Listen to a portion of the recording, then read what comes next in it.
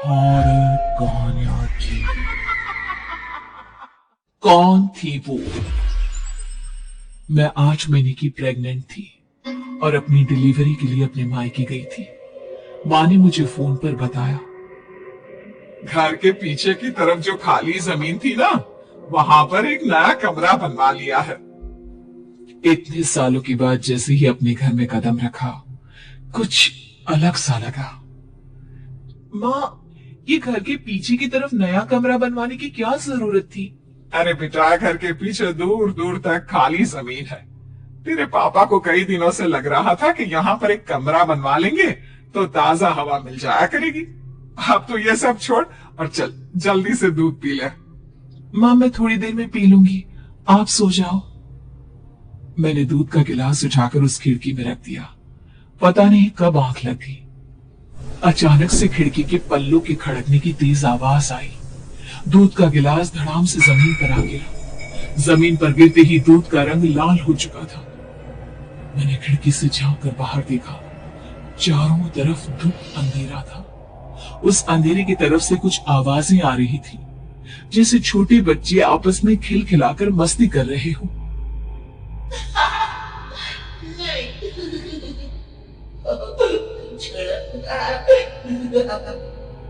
इतनी रात को इतने घनघोर अंधेरे में बच्चों की आवाज कैसे आ रही है?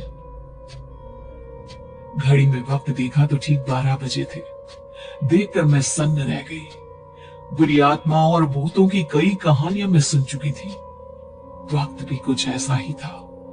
ऊपर से मैं प्रेग्नेंट।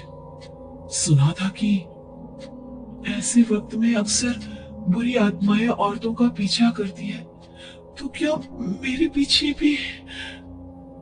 पसीने से तरबतर बड़ी मुश्किल से, जैसे कांपते हाथों से मैंने उस खिड़की को बंद किया। जल्दी से जल्दी उस कमरे से बाहर निकलकर माँ के पास जाने के बारे में सोचा, लेकिन जैसे ही दरवाजे की तरफ पलटी, लगा कोई साया हवा की स्पीड से दरवाजे के सामने से गुजर गया। मेरे गले में अटक कर रह गई। मैं जोर से चीख कर माँ को बुलाना चाहती थी, लेकिन वो आवाज खुद मेरे कानों तक नहीं पहुंच पा रही थी। तो माँ तक कैसे पहुंचती? खिड़की के पल्ले एक बार फिर तेज हवा के झोंके से धड़ाम करने लग गया और पूरी ताकत से मैं चीख पड़ी। जानती थी मेरी चीख की आवाज सुनकर कुछ ही सेकंड में माँ वहां पहुंच जाएगी, लेकिन ऐसा कुछ हुआ ही नहीं। मेरा कलेजा डर के मारे फटा जा रहा था। आखिर माँ ने मेरी आवाज क्यों नहीं सुनी? इतनी गहरी नींद में तो माँ कभी नहीं सोती। ठीक पीछे खुली हुई वो खिड़की। मुझ में इतनी ताकत नहीं बची थी कि मैं पलटकर उस तरफ देख भी सकूं।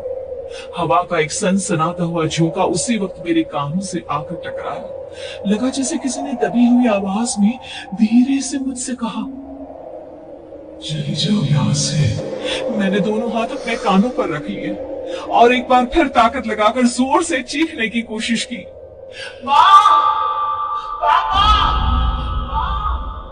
मेरी आवाज उस कमरे की दीवारों से टकराकर वापस मुझे ही सुनाई दे रही थी। जितनी ताकत के साथ मैंने चीखने की कोशिश की थी, कुछ ही देर बाद उससे कहीं ज्यादा तेज और दर्दनाक चीख मुझे सुनाई देने लगी। ये आवाज ठीक मेरे पीछे खिड़की से आ रही थी। वो आवाज मेरे कानों में पिघलते हुए लोहे की तरह गिर रही थी। उन आवाजों में हैवानियत थी। वो आवाजें किसी इंसान की नहीं है, इतना मैं समझ चुकी थी। कांप रहे हाथों से मैंने अंधेरे में कुछ ढूंढने की कोशिश की। तभी अचानक मेरा हाथ बेड पर रखी टॉर्च पर पड़ा। किसी तरह ताकत लगाकर टॉर्च का बटन ऑन किया, लेकिन ये क्या? सामने दरवाजे पर 3 छोटी लड़कियां खड़ी हुई थी। उनके हाथ में स्टील के चमचमाते हुए चाकू थे। मैं घबराकर लड़खड़ाई और पीछे की तरफ हटी, लेकिन तब तक वो मेरे पास आ चुकी थी। उनकी गर्दन टेढ़ी थी और उनके हाथों के वो चाकू मेरे पेट को निशाना बनाने को तैयार। मैं जोर से चीखी, नहीं, छोड़ दो मेरे बच्चे को, मत मारो, मत मारो, छोड़ दो मेरे बच्चे को। सोनाली, सोनाली, क्या हुआ बेटा? तू इतनी डरी हुई क्यों है? उठ बेटा, क्या हुआ? हड़बड़ाकर मैंने अपनी आंखें खोली। देखा तो दिन निकल आया था। माँ मुझे जगा रही थी। मेरा चेहरा पूरा पसीने से लथपथ था। क्या हुआ बेटा, तुमने कोई बुरा सपना देखा क्या? मैं अभी तक अपने पूरे होश में नहीं थी।